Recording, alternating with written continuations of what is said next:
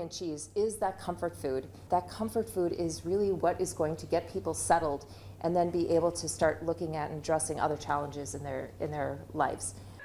Land O'Lakes Incorporated celebrating a major donation to Wisconsin's largest hunger relief organization. According to its website, Feeding America Eastern Wisconsin is the leading local hunger relief nonprofit. Today, receiving a donation of nearly 40,000 pounds of Land O'Lakes macaroni and cheese, which Feeding America says equates to roughly 33,000 meals. To celebrate, Feeding America Eastern Wisconsin invited local and state politicians to gather with organization executives at its Grand Chute facility to highlight such a substantial donation.